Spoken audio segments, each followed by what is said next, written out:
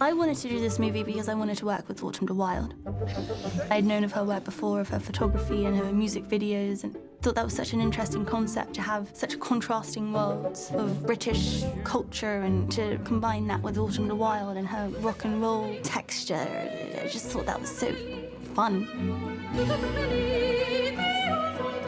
I think someone who doesn't know me, maybe it seems outside my wheelhouse, but all my friends and the musicians I've worked with were like, oh my God, it's perfect. It's like exactly the right first movie for you to make.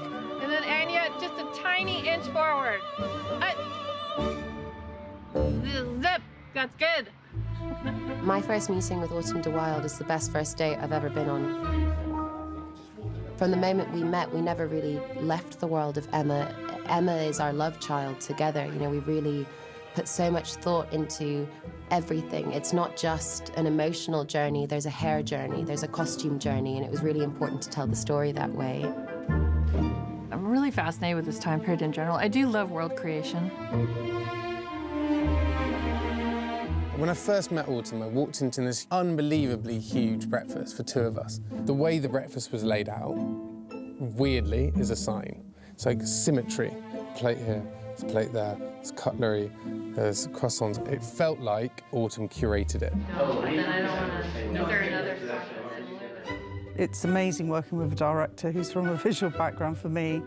Her understanding of colour and space and proportion and everything is there already. You're sitting next to Harriet. I've always done a lot of storytelling with colour. You can go really far with colour if you embrace it 100%.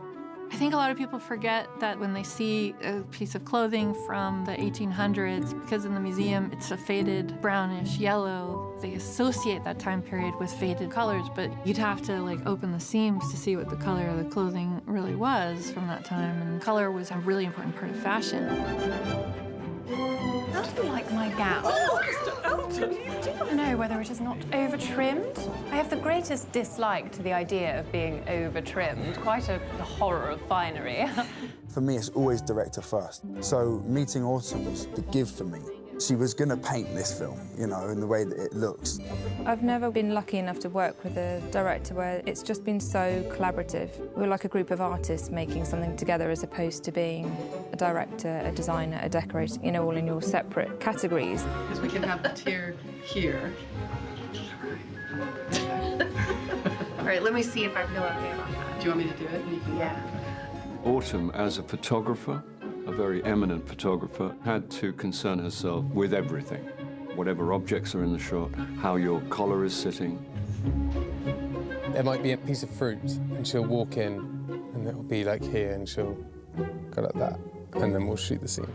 So they go upwards. No, it was perfect. I just wanted a little higher. I wanted to completely embrace the fashions of the period rather than making it easier on the actors.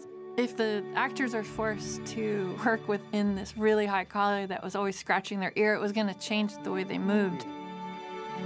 A very heavy heart. And the same with the girls, I think, always having to sit straight and stand up and glide effortlessly without making any noise. Straight back, Jane. That was very important for Autumn, to set us up in the rules so clearly and so rigidly that whenever one of us broke, it was exciting and it was dangerous. Towards the end of the movie, those things are in their way because their desire is overwhelming the way they were trained to behave. I think that's very sexy and exciting, you know.